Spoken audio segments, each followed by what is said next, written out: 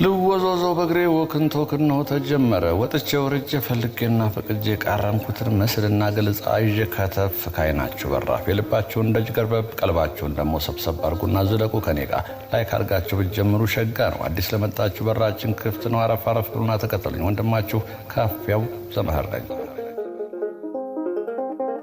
ልወዞዞ በግሬ ወክንድ ቶክ ቀበና ድልድዩ ላይ እንገኛለን። ይሄ በፊት ለፊት በግራ በኩል የምታዩት በኔ በስተግራ በኩል ለግጭት መከላከያ ተብሎ የተሰራ ነው። የቆየ ነው። በርግጥ እግረኛዋ መንገድ እንደምታዩት ትንሽ ጠበብ ትላለች። ምክንያቱ ደግሞ በቀኝ በኩል ወንዙ ስላለ ነው። ይሄ ፊት ለፊት ኮከበ ጽባህ ትምህርት ቤት ይታያቸዋል። ኤሌመንተሪውም በጀርባ በኩል አለ። ከመገናኛ የሚመጣውን መንገድ ተከትለን እስኪ በ4 ኪሎ የሚወስደው መንገድ እናያለን ዛሬ። በእርግጥ ወደዚህ መንገድ የወሰድኳቸው አዲስ ነገር አለ ብዬ አይደለም፣ ግን ከአዲስ አበባ ውጭ ሆናችሁ ከኢትዮጵያ ውጭ ሆናችሁ ረጅም ጊዜ ሆናችሁ ይሄ መንገዱ የተመላለሳችሁበት ያለፋችሁበት ስታዩት የሆነ አንዳች ስሜት እንደሚሰማችሁ ስለማምን ነው። ሌላው ደግሞ እንግዲህ በኮሪደር ልማት በጣም ቆንጆ ነው የተሰሩ መንገዶችን አሳያችኋለሁ። የወንዝ ዳር ልማቶችንም አሳያችኋለሁ። ግን ምንድነው የሚባል ሄስት ጀነራላይዜሽን ይባላል። አንድ ጥሩ ነገር አይታችሁ ጠቅላላ እንደዛው እንዳይመስላችሁ። ሁሉንም አንዳንድ የኔ ተከታታዮች ትሉኛላችሁ እስኪ ሁሉንም ጽዱ የሆነውን ብቻ እየመረክ አታሳየን፣ ሰፈሮቹን እስኪ መልማት ያለባቸውንም ሰፈሮች አሳየን ስለምትሉ ከዚህ ቀደም አሳይቻችሁ አንዳንዶቻችሁ ጥሩ ነው ያሳይህን ለካ ያለማም አለ። አዲስ አበባን በዛ ልክ ብቻ እንዳናያት ነው። አዲስ አበባ ሙሉ በሙሉ ማልማት እኔ እንዲቀላል አይመስልኝም። በጣም ከባድ ነው። የድሮ ሰፈሮች አሉ። እነሱ ሰፈሮችን በአጠቃላይ አልምቶ ለመጨረስ ቴክስ ታይም ረጅም ጊዜ ልክ የ5 ዓመት መርሃ ግብር እንደሚባለው ረጅም ጊዜ እቅድ ተቀምጦ ነው። አንደኛ በጀት በጣም ከፍተኛ በጀት ነው የሚጠይቀው። እንዳየሁት እንደታዘብኩት ነው። እናንተም የራሳችሁ ግምት አላችሁ። እሱን እያየን ይሄ የታጠረው በቀኝ በኩል አንደኛ እሱም ገባ ብዬ የቀበና ወንዙ የተገደበውን ኦቨርፍሎ ሲያደርግ አይቼ ነበር። ሌሎች ልጆች የሰሩት እሱን ለማየት አስቤ ነበር የመጣሁት። ነገር ግን ለሰራተኛ በቀር የሚል አየሁኝ። አንዳንዶች ልጆች ይገባሉ፣ እንዴት እንደሆነ አላውቅም። እኔ ደግሞ ጥበቃዎቹ በር ላይ ያሉት ክልክል ነው ሲሉኝ እነሱን ማክበር አለብኝ። በቃ ክልክል ነው ካሉ ክልክል ነው። እዚህ ጋር መኪናዋ ስታክ አድርጋ ቆመች። አሁን በዚህ ምክንያት በጣም ብዙ ጃም ይኖራል። የሆነች መኪና ቆማለች። ይሄ ቀበና አደባባይ ቀደም ሲል እንግዲህ ያው ቀበና አደባባይ ነበረው። ይሄ ፊት ለፊት የምናየው አደባባዩ ከፈረሰ ቆይቷል። የፈረሰበት ምክንያትም ከዚህ ቀደም ነግራችኋለሁ። ብዙ አደባባዮች ለትራፊክ ጃሚንግ ለትራፊክ መጨናነቅ እያጋለጡ ስለሆነ ተብሎ በፓይለት ፕሮጀክትነት ተይዞ ለቡ አካባቢ አንድ እንደዚሁ ደሴት ፈረሰ። ኢምፔሪያል ፊት ለፊት ያለውን ፈረሰ። እሱ ሲታይ የተወሰነ ለውጥ አለው በመብራት ማስተላለፉ። በዚያ ምክንያት አሁን በርካታ አደባባዮች እንደዚሁ እየተነሱ ነው። እዚህ ጋርም ቀበና አደባባይ ነበር ታውቁታላችሁ። ቀጥ ብሎ ወደ 6 ኪሎ የሚወስደው ነው። ወደ ግራ ዞራችሁ አደባባዩን እጥፍ ስትሉ ደግሞ ወደ ግራ በዚህ በነጩ በግራ በኩል በነጩ ህንፃ ወደዛ ስትሄዱ ወደ 4 ኪሎ የሚወስድ ነበረ። ይሄ ወደ ቀኝ ከዚህ ከርብ የምታደርጉ ከሆነ ወደ ቤላ ጀርመን ኤምባሲ ይወስዳል። በዚህ ምክንያት ደሴት ተነስቶ መኪኖች የሚተላለፉት በግራ በመብራት ሆኗል። የቀበና ልጆች እንግዲህ እዚህ ፊት ለፊት የምታዩዋቸው የታጠረው በነገራችን ላይ አንድ የገበያ አዳራሽ እየተሰራ ነው። ፊት ለፊት ላይ ቤቶች ነበሩ። እነሱ ቤቶች እንደውም ይሄ ከፍ ብሎ አስፓልቱ ወደ ስር ድረስ የወረዱ ቤቶች ነበሩ። እዚህ ጋር ደግሞ በጣም ትዝ የሚላችሁ ከዚህ በፊትም አንስቼላችኋለሁ። ደሴቷ ላይ የሚተኛ አንድ ፍየል ነበር፣ ጢማም ፍየል። እዚህ አሁን ቅድም ቆርቆሮ የታጠረበት እየተሰራ ነው ያልኳችሁ ጋር ጫት መደብሮች ነበሩ፣ ጫት የሚሸጡ። ጫት ገረባ ይበላና ጠዋት እስከ 6 ሰዓት ይበላል። ከዛ በኋላ ይመረቅናል። ልክ አደባባዩ መዞሪያ ላይ ቁጭ ይላል። ያንን እያሞሰካ ነው ይባለው እያመነጀገ ይመረቅንና ቁጭ ይላል። ሌላው ደግሞ የሚገርመው በዚህ አካባቢ ያላችሁ በተለይ ታውቁት ነበረ። ሴት ልጅ ሱሪ ለብሳ የምትሄድ ልጅ ሴት ካለ ይከተላል።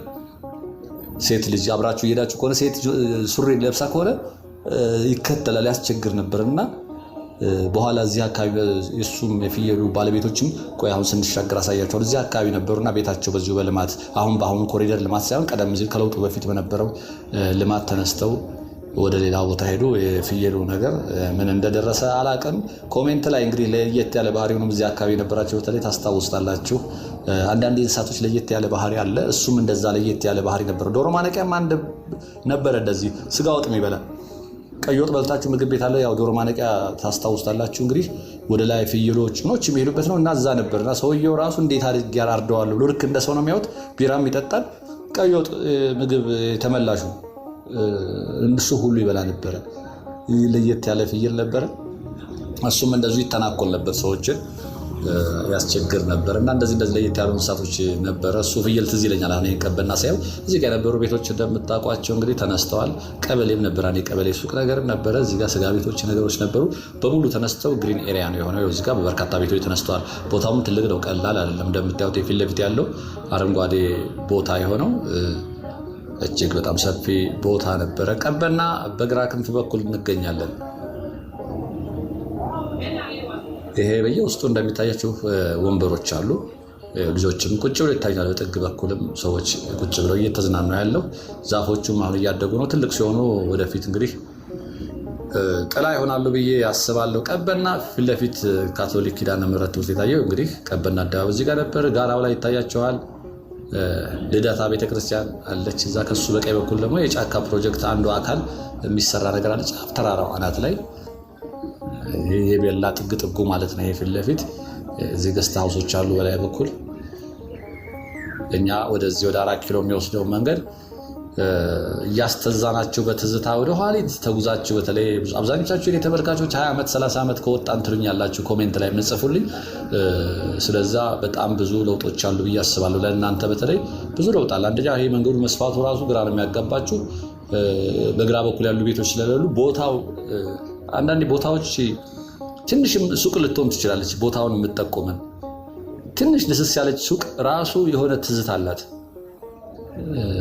ልክ የአርመኖች ሱቅ የአረቦች ሱቅ እንደነበረ የነጋሽ እንትና ቤት እንትና ጋሽ እንትና ሱቅ እትዬ እንትና ሱቅ የሚባሉ ሱቆች ለምልክት እና ለትዝታ ቅርብ ናቸው። እንደሱ ያሉ ቦታዎች ነበሩ። በግራችን በኩል በዚህ ተነስተዋል። እቺ ትንሽ ወደ ዳገት ትወጡና እንደገና ቁልቁለት አላችች ባዳያ ታቋታላችሁ። ስሙ ተቀይሯል እንጂ ይሄ ፊት ለፊት ደግሞ ቤቶች መንደሮች ነበሩ። እነሱም ለግሪነሪ ውሏል። ፋውንቴን አለው። አረንጓዴ አሁን ትንሽ ፀሐዩ ጎዳ አድርጎታል እንጂ አረንጓዴ ነው። እንደ ፓርክ ነገር ነች አነስተኛም ብትሆን። ከዛ ቀጥሎ ይሄ ህንፃ ነው የተረፈው። ህንፃውን ተከትሎ የነበሩም እንደዛ አነስተኛ ቤቶች እነሱም ተነስተዋል። ከህንፃው ጀርባ ግን ሰፊ ቦታ አለ። እሱ ለፓርኪንግ እየተጠቀሙ ነው። ጥሩ ቦታ ነው። ፓርኪንግ እየሰራ ይገኛል። ልወዘወዘው በእግሬ ወክ ኤንድ ቶክ ላይ ናችሁ። እያቶክን ነው። ይሄ የኦፌኮ ቢሮ ነው በግራ በኩል ይሄ የምታዩት። ይቻ ጥሯ የግለሰብ ቤት ነች። የኦፌኮ ጽሕፈት ቤት ነች። የግለሰብ ቤት ነበረች ያት በዛ በኩል G+1 ናት። ምድር ላይ ያለች ቤት ነች። በቆሏቸውን አያችሁ። አዝመራም አላቸው።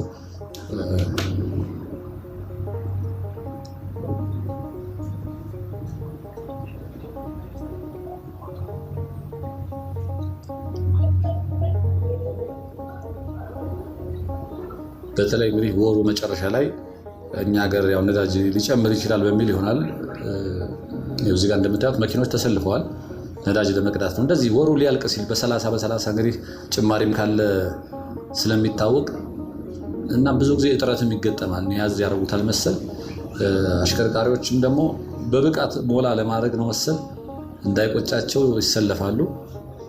መንገዱ እንዴት አያችሁት? ወደኋላ ጉዟችን ከቀበና ተነስተን በቤሌር በ15 ሜዳ በ1080 አድርገን መዳረሻችን 4 ኪሎ ነው። የወደዳችሁ የፈቀዳችሁ ግራ ቀኙን እያያችሁ ከኛ ጋር ዝለቁ።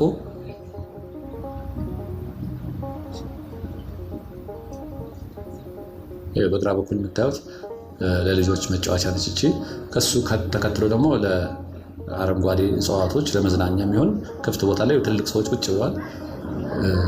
እንደዚህ ሽምግልና ሲያዛው እንደዚህ አይነት ቦታዎች ላይ አባቶች ሽማግሌዎች እንደዚህ እዚህ እንደምታዩቸው እዚህ ጋር መዝናኛዎች ናቸው። ከሱ ቀጥሎ ያለው ላይ አረፍ ብለው ቁጭ ብለው ይጫወታሉ። እውነት ነው፣ ጥሩ ነው። እዚህ ጋር እንደምታዩቸው ጠጅ ቤት ተገናኝተው ከሚጫወቱ እንዲህ አይነት ቦታ ይወያያሉ።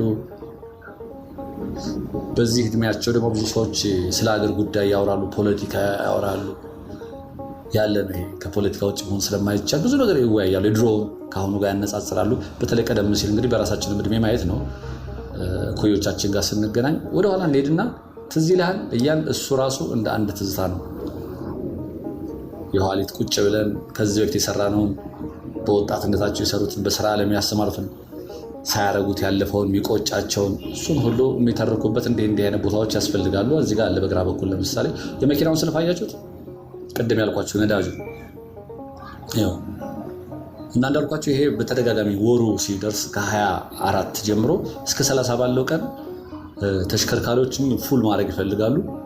ምክንያቱም በ30 ላይ ለውጥ ካለ ነዳጅ መጨመሩ ከተነገረ እንዳይቆጫቸው ብለው መሰለኝ ታንካቸውን ፉል ያደርጋሉ። ግን ብዙም ተመራጭ አይመስለኝም። ፉል ማድረግ ሁሌም ያስፈልጋል። ግን ፍራቻቸው ይሁን አንዳንዶች ደግሞ ብሎኛ አንድ ተሽከርካሪ ማደያዎቹ ራሳቸው አልቋል ይላሉ። ሊጨምር ከሆነ ማቆየት ይፈልጋሉ ብሎኛል። በ30 ሲጠጋ 27 28 ሊያልቅ ነው ይሉና አለቀ ይለዋሉ። ድንገት ከጨመረላቸው ያኛው በቀድሞ በገባው ስለሆነ በጨመረው ዋጋ ነው። ይሄን ኮንትሮል ማድረግ አይቻልም ያለኝም አለ። ውሻ ምን አገባት እርሻ ይል ነበር አንድ በማያገባ ስታወራ አንድ ወዳጄ። ኧረ እባክህ ውሻ ምን አገባት እርሻ ውስጥ ይላል። አንተ አሽከርካሪ አይደለህ? ማደያ ባለቤት አይደለህ? ኢንዲያና ስኩል ፊት ለፊት እንሻገር እስኪ። በዛ ደግሞ መንገዱ እንዴት አያችሁት? ይሄ ወደ ቤሌር የሚወስደው እየተንደረደርን ነው። እናልፋለን በቤሌር በ1080 4 ኪሎ መዳረሻችን ነው።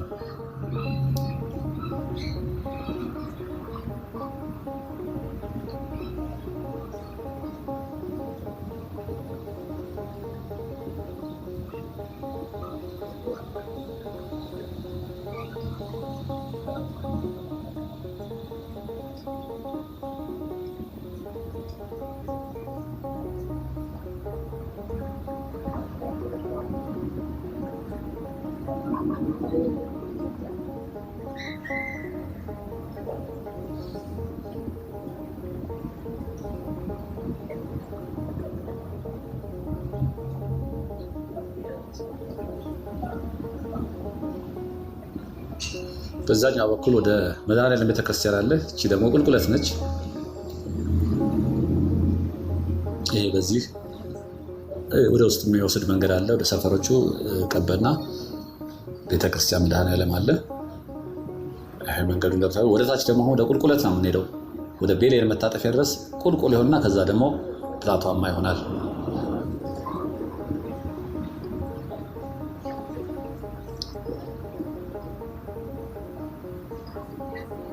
ፀሐዩ ከፍተኛ ነው። ይሄ በጣም ሙቀት አለ፣ ከፍተኛ ውርጭ አለ ጠዋትና ማታ።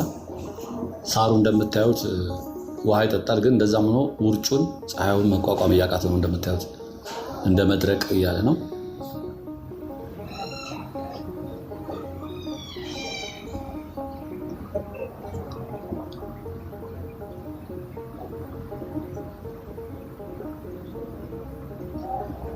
ይሄ ሜዳ በግራ በኩል ያለው ሜዳ አሁን በተለይ በጣም ተስተካክሏል። ትዝ የሚለኝ እኔ ክረምት በዚህ ስናልፍ ጭቃ ሆኖ ኳስ ጨዋታ ነበር። በጭቃ ተለበለሻሽተው ልጆቹ የዚህ አካባቢ ልጆች የ15 ሜዳ ይሉታል በግራ በኩል ታጥሯል። አሁን ዘመናዊ ተደርጎ ተሰርቷል። አርቲፊሻል ሳር አለ። ጭቃ የሚባል ነገር አያገኛቸውም። ጥበቃ አለው። በደንብ የተከበረ ልክ ከተማ ውስጥ የተሰሩት የስፖርት ማዘውተሪያዎች ልክ የእሱ አንዱ አካል ነው። እንደውም ቀድሞ ከተሰሩት እሱ ነው አንደኛው። እንዲህ አይነት በርካታ ልጆች እንግዲህ እዚህ ሜዳ የተጫወተ በጭቃው ላይ ባየሙሉ የሚባል ታስታውሱ ከሆነ ለ30 ዓመት ነው ብሔራዊ ቡድናችን የገባ ጊዜ ይሁን አላውቅም። የሆነ ሰዓት ላይ ብቻ ግን መነቃቃት ተፈጥሮ ከውጭ ዜግነት ያላቸው ኢትዮጵያዊ ዜግነት ያላቸው ትውልደ ኢትዮጵያ የሆኑ ለምን አይጠሩ የሚል መጥቶ ውጭ በተለያዩ ክለቦች የሚጫወቱ ሲጠሩ ባየሙሉ የሚባል እዚህ አካባቢ ልጅ ነው። እዚህ ሜዳ ተጫውቶ ያደገ መጥቶ ነበር። በ11 ቁጥር ኦር በ7 ቁጥር ተሰልፎ የሚጫወት እየተቀየረ እየገባ በጣም ፈጣን ልጅ ነበር። የተወሰኑ የሚያስደነግጡ ሙከራዎችን ሲያደርግ ትዝ ይለኛል።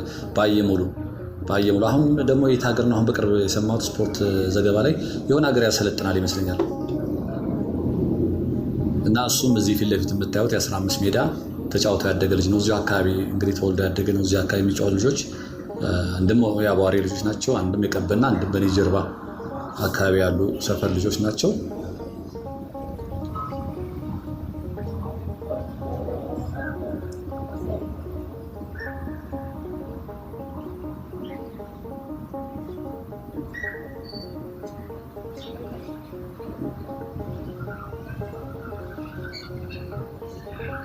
ረጅም መንገድ የመጓዝ ልምድ ያላቸው ሰዎች አሉ። አንዳንዶች ስራ ከሌላቸው እንደዚህ ፀሐዩ የሚጎዳ ካልሆነ እማቃቸዋለሁ። እኔም እንደሱ አይነት ተመሳሳይ እንትን አለኝ። እኔም አላቅም ቁጭ ከምብል እኔ ረጅም መንገድ እንደዚህ ፀሐዩ በተለይ የማያስቸግር ከሆነ ይሄ ፀሐዩ በጣም ያስቸግራል። በእርግጥ ይሄ ወደ ቤሌር ወደ አቧሬ የሚወስደው መንገድ ነው። ቤሌር ሆቴል በዚህ ጥፍ ብላችሁ ወደታች ነው። እዚህ ጋር አቤኔዘር ምናምን የሚባሉ ቤቶች ነበሩ። እዚህ ጋር ገስት ሃውሶች ናቸው እንዲህ የምታዩቸው።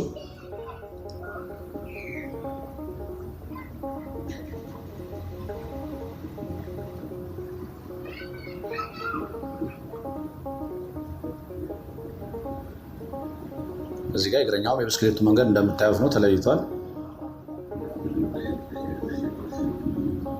የቀድሞውን መንገድ የምታውቀው ግን አሁን ይሄ መንገድ ቦታው ራሱ አንዳንድ ምልክቶችን ብጠራቸው ትዝ ካላሏችሁ መገመት አትችሉም። እቺ ዳገቷ ያው እንዳለች ስለሆነች ዳገቷ ትልቅ ምልክት ነች።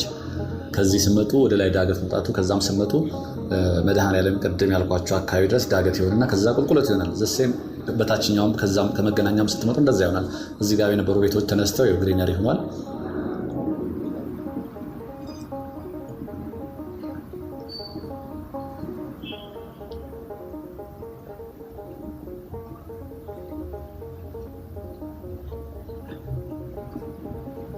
ብስክሌት መንገዱን ተከትላ ነው የምትመጣው። ሀሳብ ውስጥ ገብታ ነው እርግጠኛ ነኝ እንጂ ተለምዷል። አሁን እዚህ ከተማ ላይ ኮሪደር ልማት ላይ ብስክሌት መንገድ ላይ አልፎ አልፎ ካልሆነ ያቋረጡ ሲሉ ካልሆነ በስተቀር ሰዎች ተጠንቅቀው ነው የሚሄዱት። ሳሩም እንደዚሁ። እንደውም እኔ እሱ ነበር የሚያስፈራኝ፣ ሰዎች ችላ ብለው ሳር ላይ መተኛት መቀመጥ። ግን አሁን እንደሱ አይደለም። ሰዎችም ይከለከላሉ። ሳሩን አትርገጥ፣ እንደውም ይቀጠዋል ነው የሚሉት። እንዳትቀጣ ይለዋል።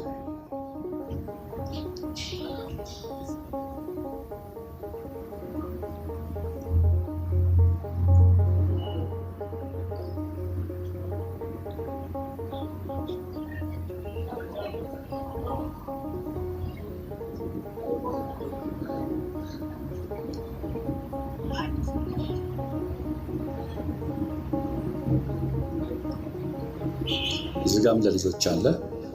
አብዛኛው እንግዲህ ለልጆች ስፖርት ማዘውተሪያ፣ ለልጆች መጫወቻ በየቦታው አለ። ከዚህ ኮሪደር ልማት ትሩፋቶች እኔ የታዘብኩትን ነው እንግዲህ እናንተም የምታዘቡት። ፓርኪንግ በቂ አይደለም። ፓርኪንግ ቀደም ሲል ለፓርኪንግ ተብሎ የተዘጋጀ የለም። እንዲህ አስፓልት ዳር ላይ ነበር ረጅም ሰዓት ቁጭ የሚሉት፣ አሁን የለም። በታች በኩል እዛ ደግሞ መንገድ ትራንስፖርት እየቀጡ ነው። እዚህ ጋር ሌላም ጊዜ እንደዚሁ ገጥሞኛል። በዚህ ሰልፍ ቢጫ የለበሱት እኔ በፍጥነት ይሄ ደግሞ ፍጥነት ገደብ አይመስለኝም። በሶስተኛ ወገን ይሁን ቦሎ ይሁን ብቻ የሚመጡት መኪኖች ከየት እንደመጣን እያያችሁ ነው። ቀበናን አልፈን 15 ሜዳ ቤሌር አልፈን 1080 በታች በኩል እና ይቀጣሉ። እዛ ጋር ስትመጡ እዚህ ጋር በተለይ በምን እንደሆነ አላውቅም፣ ዳር ያስይዙና ይቀጧቸዋል። ምን ፍጥነት ይሁን አልገባኝም። ይሄ በእኔ ቀኝ በኩል እንትን ያለው ራስ አምባ ሆቴል ይባላል። ዳገት ላይ ያለ ማስፋፊያ ያለው ትልቅ ሆቴል ነው። ይሄ ቦታ አይመችም ነበር ራሱ እንደ ዳገት ነገር። በዛኛ በኩል ብታዩት ዳገት ላይ ግን ዘመናዊ ሆቴል አለ። ይሄኛው ነው እንጂ ገና ደረስ መሰል። አዎ ይሄው ራስ አምባ። እዚህ ዳገቷ ላይ ብቻ ግን በነገራችሁ እቺ ብቻ ትመስላችኋለች እንጂ ከዚህ ሌላ ራሱን ችሎ ማስፋፊያ ያለው በጀርባው ሆቴሉ የራሱ የሆቴሉ አካል ትልቅ አለ። ራስ አምባ ሆቴል ምልክት ነው። ይሄ እንግዲህ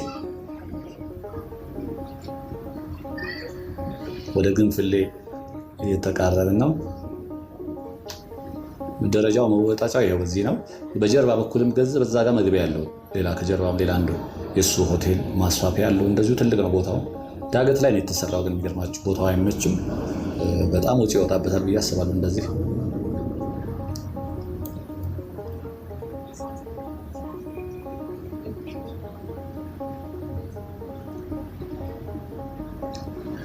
ወደ 20 ደቂቃ የሚሆን ተጉዘናል እስካሁን።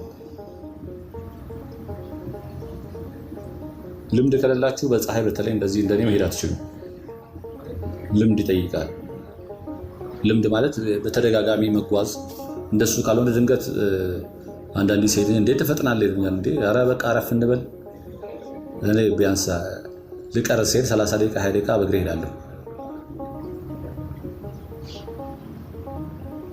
የምቀርጽበት ቦታ እስክደርስ ግን ሰዓት ለመሻማት ትራንስፖርት ተጠቀምና ከዛ በኋላ ግን እንደዚሁ ቀርጻለሁ። አንዳንዴ ደግሞ ለሆነ ጉዳይ ሲሄድ ካሜራ በእጄ ላይ ካለ ዝም ብዬ እንዲህ አሁን ይሄ የተለየ ነገር ላሳያችሁ አይደለም፣ ቀደም ብስል አስተዋውቂያለሁኝ። እግረ መንገዳችን እስኪ እንዲሁ ፊት ለፊት የሚታያችሁ ጉልላቱ የሥላሴ ካቴድራል ቤተክርስቲያን ነው።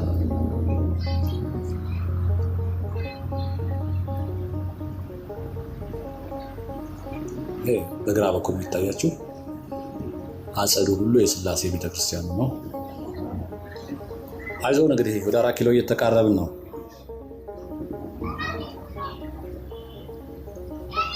ይህኔ ስንቶቻችሁ ድሮፕ አድርጋችሁ ወጥታችኋል? ስንቶቻችሁ ተከትላችሁኝ እስከ መጨረሻው? በነገራችን ላይ ዩቲዩብ አልጎሪዝሙ ይገርማል። ልክ ቪዲዮ ሲለቀቅ የተወሰነ አይታችሁ አቋርጣችሁ ከወጣችሁ ለብዙ ሰው ሼር የሚያደርገውን ይተዋል፣ ኢንቫይት አያደርግም። ግን እንደተለቀቀ ብዙ ሰው የመጀመሪያው ስለቀው ብዙ ሰው ተከታትሎ ከጨረሰው እጥፍ አድርጎ ለሰዎች ኢንቫይት ያደርገዋል እና ይገርማል። ላይክም አድርጎ የምንለው ለዛ ነው። አንዳንዶች ምንድነው ላይክ አንዴ ብሎኛል አንዱ ስም ጠርቶ እንደገና አንተም ጀመርክ እንዲህ አለኝ። የሆነ የሚታወቃል ሪያክሽነር ሪያክት የሚያደርግ ልጅ እሱ እንደዛ ይላል መሰል። ምክንያታችን ግን ሌላ ነገር አይደለም። ያው ብዙ ሰዎች ጋር እንዲደርስ ነው። ብዙዎች ጋር ሲደርስ ብዙ ተመልካች ይኖረዋል፣ ሳንቲም ይኖረዋል። ያው ለዛ ነው ላይክ ከተደረገ ብዙ ሰው ወዶታል ይሄ ቪዲዮ ይልና እስኪ ደግሞ ለ200 ሰው ልስጠው ይልና 200 ሰዎችን ኢንቫይት ያደርጋል። ላይክ ሲበዛ እይታውም እንደዚህ ከመጨረሻ ሲጨርሱት እንደዚህ ያደርጋል። እና እግረ መንገዴ መረጃ ሰጣችሁ። ተመልካች የኔ የት ነው ያለው ብላችሁ ትገምታላችሁ? በጣም በርካታ ተመልካች አለ። በፐርሰንት ያስቀምጠዋል። አንዳንዴ እንትን ይላል ይቀያየራል እንጂ በመጀመሪያ ደረጃ አሜሪካን ሀገር ነው የሚታየው። 34-35% አሜሪካ ነው አንደኛ የሚታይልኝ። ጥቅም አለው ለኔ ከኢትዮጵያ ውጭ መሆኑ። ቀጥሎ ኢትዮጵያ ነው 32% እንደዚህ አካባቢ ይሆናል። ኢትዮጵያ ውስጥ የሚታየው ማስታወቂያ ስለሌለበት ብዙም አይደለም፣ ግን በቁጥሩ ከፍ ያደርግልናል። በሶስተኛ ደረጃ ካናዳ ነው የሚታይልኝ እኔ። ካናዳዎች ሶስተኛ ደረጃ ዩቲዩብ አናሊሲስ አለ ስንገባ ያሳይናል። ከካናዳ ቀጥሎ ደግሞ አንዳንድ ይቀያየራሉ ቦታ ዩኬ እና ጀርመን ይቀያየራሉ። ከዛ እነ ዩናይትድ አረብ ኤምሬት እያለ እስራኤል እያለ ፐርሰንታቸው ዝቅ እያለ ይሄዳል። የሚገርማችሁ አሁን እኔ ወደ 23-22 ሺህ አለኝ። ሰብስክራይብ አድርገው የሚያዩት ግን በጣም ጥቂቶች ናቸው። ብዙ ጊዜ ሲያወሩ ሰምታችሁ ከሆነ ሰው አይቶ በቃ ዝም ብሎ ነው የሚያልፈው።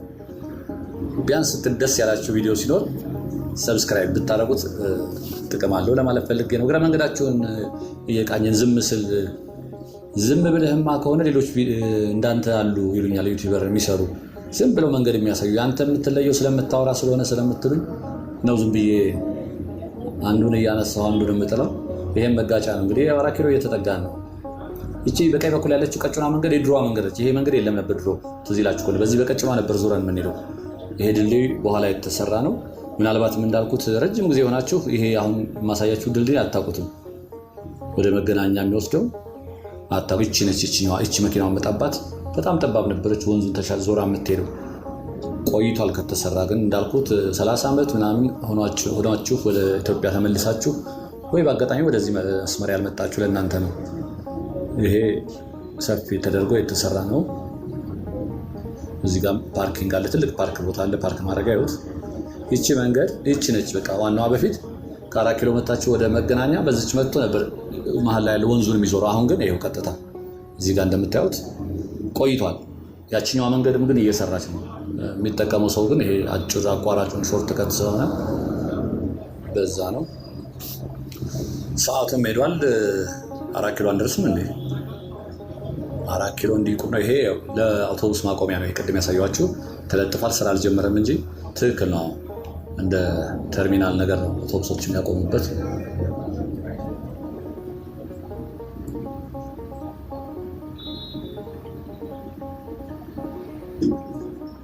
ያለ ኮፍያ ከባድ ነው። ኮፍያ ማድረግ ያስፈልጋል እዚህ ላይ።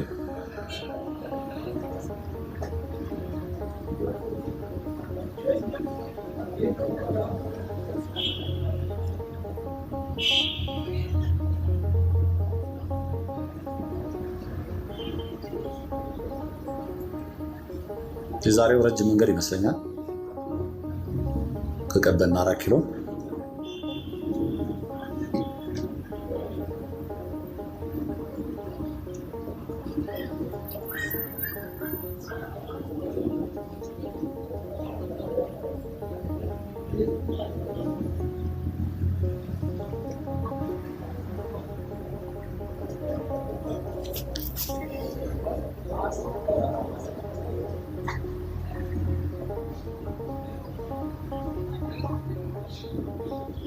አይዞን ደርሰናል። ማለፍ ያጡ ሴትዮዋ ማቋረጫ ገመድ ታስሮበታል። በዚህ በሳሩ ላይ እንዳይሄዱ እዚህ ጋር ታስሯል። በዛኛው ሊዞሩ ነው። አሁን የሚያስቸግረው ታክሲና ባስ የሚቆሙበት ላይ ሳር አለ። እሱ ላይ ታስቦበት ቢሆን እንዲህ ማቋረጫ ቢኖር ሰው እንዲመጣ። አሁን ተቸግረው አስፓልቱን ይዘው እዛ ድረስ መሄዳቸው ነው። ገመድ ስላለው እንጂ ሊረግጡት ነበር ሳሩንም ግን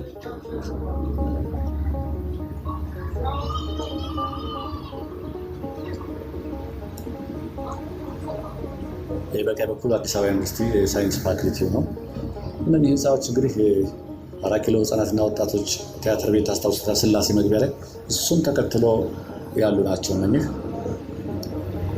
እንደዚህ ያሉ ነው። አሁን ፊት ለፊት የብልጽግና ጽሕፈት ቤት ነው ያ ዋናው፣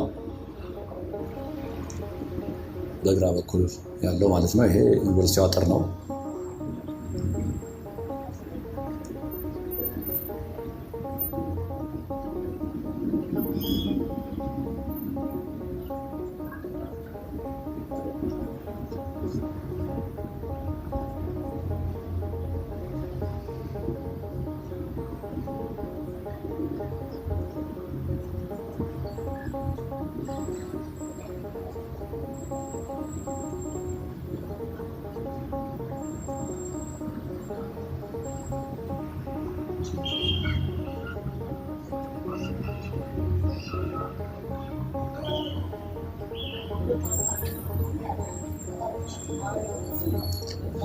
እና ፊት ለፊታችን 4 ኪሎ አደባባዩ ደርሰናል። በርቱ፣ እንበራታ። እሺ ምን አያችሁ? ምን ታዘባችሁ? እስኪ ይህም መንገድ ካያችሁት የቆያችሁ በዚህ መንገድ በታክሲም ወይ በእግራቸውም ስትሄዱ የነበራችሁ፣ ባለፈው አንድ ቪዲዮ ላይ ባሷ ነች ስሙን የነበረች ስም አንተ ስሙን ትላለህ 15 ሳንቲም ሄደንባታል አለኝ። እሰማለሁ 15 ሳንቲም እንደነበረችም እሰማለሁ። 15 ሳንቲም አሁን 5 ሳንቲም 10 ሳንቲም የሚባል የለም፣ እንደሱ የሚባልም የለም።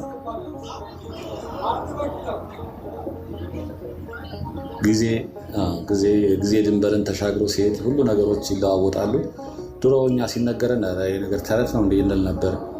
ደሞዛችን 32 ብር ነው ሲሉ እንሰማለን። አሁን ውሸት ይመስላል አንዳንዱ ነገር ሲነገር፣ ግን በእድሜያችን ደግሞ ወደኋላ ዞር ብለን ስናየው እንዴ በዚህ በአጭር ጊዜ እንኳ እኔ በማውቀው ብለን ስናስብ አሁን ምንም ነገር ቢነገረኝ አሁን በቀላል ነው የሚገባኝ፣ የምረዳቸው እውነትም እንደሆነ ምረዳ። ያን ነገር እውነት አይመስለኝም ነበር። ሰዎች ያወሩ ትልቅ ሰዎች በግ ገዝተን ቆዳ ምላሽ ተብሎ ስጋውን በልቶ በነፃ ማለት አይነት ነው አንዳንዱና ውሸት የሚመስል ነገር ነው። ዝም ብሎ ይመስል ነበር። ዘመናቸውን ለማዳነቅ ይመስል ነበር። ግን አሁን ራሳቸው አሁን ይህን የምትመለከቱ በራሳቸው እድሜ ምናምን ትልቅ ካልሆናችሁ ከኛ በታች እንኳ ሆናችሁ ብታዩ ዞር ብላችሁ የተጠቀማችሁትን ነበር ከዚህ በፊት የምትጠቀሙት ነገር የሚከፈለውን ነገር የምትሸመቱትን ነገር ስታዩ ትለውጣለሁ። 4 ኪሎ አደባባዩ ደርሰናል። ጉዞአችንን እንግዲህ ልንጨርስ ነው። ምንም አልቀረን። ይሄ በፕላዛውና በዛ እንዲህ ከምዞር ወደ ላይ ነው የምሄደው። ስለዚህ እዛ መዞር የለም። ይሄም ትልቁ አድቫንቴጅ ነው። ይሄ የኮሪደር ልማት ያመጣው በዛ ከምዞር እዚህ ጋር ታናላለች። በታናራ ውስጥ አልፋለሁ። ይኸው እዚህ ስትሄዱ ለእግራችሁ እንቅፋት የሌለው የሚመች ግራ ቀኙ ስታዩት ላይ ናችሁ። ማረፊያ ያለው ቡና ጠጡ፣ ካፌ፣ መነጽር ቤቶች የመሳሰሉ ናቸው። በእነሱ አቋርጬ ዝግጅቴን እጨርሳለሁ ማለት ነው።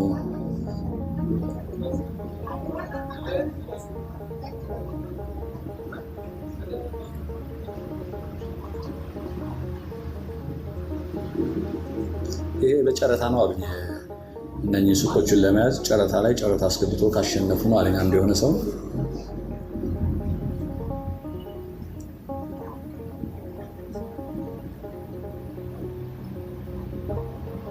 ትልቅ ማቋረጫ ነው ለኔ። አንደኛ ከፀሐይ ተከልያለሁ፣ ሁለተኛ ደግሞ የምታዩትም ላይ ናችሁ። ደስ ይላል። እንዴት አያችሁት የዛሬውን እግረ መንገድ የተቀረጸ ነው። የተለየ ነገር ላሰራችሁ ብዬ አይደለም። ይቺ ወደ ላይ መውጫ ነች። በቀኝ በኩል ያለችው ታናሉ ላይ ይሄ ላይ ደረጃ አለ፣ እሱ ላይ መውጫ ነች እቺ። እኔ ግን በዋናው መውጫ አወጣለሁኝ። የዛሬው ቪዲዮ እንግዲህ እንዳልኳችሁ ነው። ምን ታዘባችሁ? ሰሞኑን ደግሞ ጥሩ ነው፣ አስተያየት እየሰጣችሁኝ ነው። የምሰማችሁን ጥሩ አስተያየት እየሰጣችሁ ያበረታታኛል። በነገራችን ላይ እየተከታተላችሁኝ እንደሆነ አትሊስት የሆነ ነገር ስትሉኝ በቃ የሚከተለኛል ከቁጥሩ ውጭ ቁጥሩ ነተው እንዲህ ኢንተራክቲቭ ሲሆን ስትመልሱልኝ እመልሳለሁ። አንዳንዶቻችሁ እንደዛ ይሆናል እና የቻናል ቤተሰቦች ለዛሬ ያዘጋጀሁላችሁ እንግዲህ ይህን ይመስል ነበር ቪዲዮ።